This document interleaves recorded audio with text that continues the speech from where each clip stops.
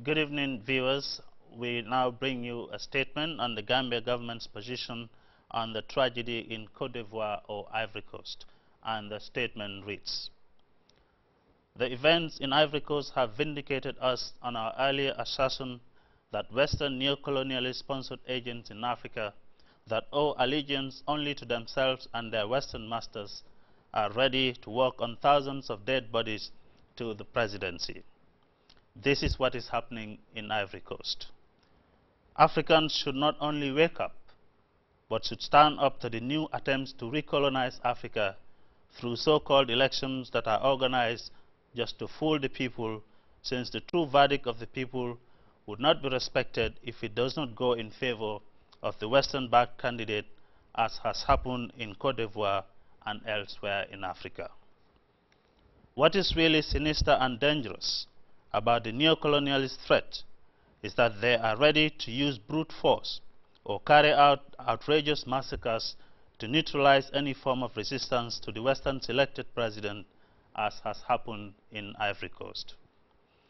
In Côte d'Ivoire, we know the role played by the former colonial power who, outside of the UN mandate, first bombarded the presidential palace for days and eventually stormed it through a tunnel that links the presidential palace to one of the residences of their diplomatic representative.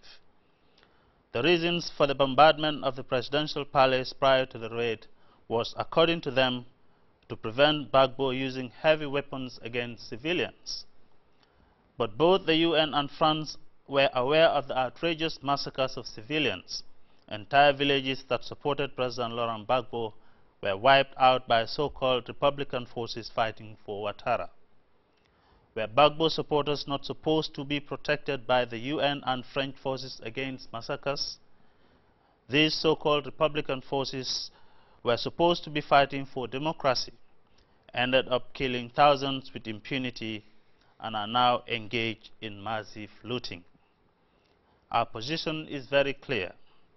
The case of Laurent Gbagbo is a replica of the case of Patrice Lumumba, who, as a freedom fighter for the dignity and independence of not only Congolese people, but the entire black race, was overthrown by Western powers, including the UN, and handed over to his sworn enemies to be murdered. History is repeating itself, as the same neo-colonial forces that overthrew Patrice Lumumba, captured him and handed him over to his enemies almost 50 years ago, are the same forces involved in the Ivory Coast, with the only difference being that it is now a different former colonial power. If justice is to be done, there should be an impartial and comprehensive investigation into all the atrocities carried out in the Ivory Coast by a team of honest and decent, Allah-fearing people. Alassane Ouattara and his forces cannot go scot-free and blame everything on President Laurent Gbagbo, who, according to the Ivorian constitution, is the legitimate president of Ivory Coast. This team should be selected by the non-aligned movement. One is tempted to ask this question: how is it possible that the verdict of the Constitutional Council that decided on who won the elections in some Francophone African countries recently were accepted, that is, after the election in Ivory Coast, but that of the Constitutional Council in Ivory Coast was rejected by both the Western powers and the UN? As far as we are concerned, the only solution to avert a long drawn-out civil war with all its attendant consequences in Ivory Coast is to recognize or reorganize presidential elections in the shortest possible time. In the meantime, an interim government of national unity should be formed without Alassane Ouattara, as he also has a lot to answer for as well. One thing is very clear to all Africans today: the plot to recolonize Africa is very real, and we must stand up to it. It is shameful that the most evil, dictatorial and repressive powers on earth today are calling African leaders dictators. It is also very shocking and interesting as well that the same powers are not saying anything about the popular uprising that has been raging on in Burkina Faso for the past 3 weeks, resulting in the storming of the presidential palace in Ouagadougou last night, with the whereabouts of Blaise Compaoré unknown. This uprising has been going on for more than 3 weeks now, and not a single international news media is reporting on it.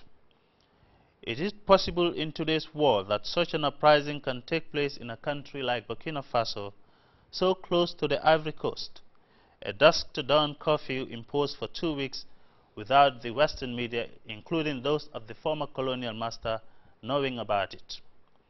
We, the new generation of Africans, cannot and will not be fooled. We know what Blaise Compaoré stands for in Africa with regards to the West. Captain Thomas Sankara was murdered for standing up to the imperialism and neocolonialism in Burkina Faso in particular and Francophone Africa in general. He was killed for the same reasons that Patrice Lumumba and other African freedom fighters died for, their killers eventually becoming presidents in those African countries and worked exclusively for Western interests in Africa. Blaise Compaoré is one of them.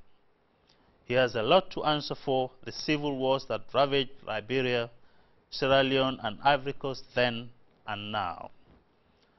That there is such a media blackout of the uprising in Burkina Faso, but an up-to-the-minute reporting of events in Yemen, Syria, Ivory Coast, etc., shows that the so-called international news media are the mouthpieces of certain satanic powers with a sinister mission for the rest of the world outside the West.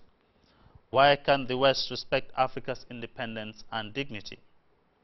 In conclusion, we call on the UN to ensure the safety, protection and well-being of President Laurent Gbagbo, the constitutionally legal president of Ivory Coast, and set him free.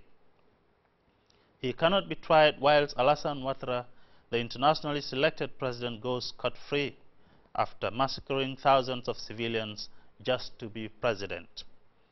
The Gambia government will not recognize any president or government in Africa that has been imposed by forces outside of the African continent for whatever reason.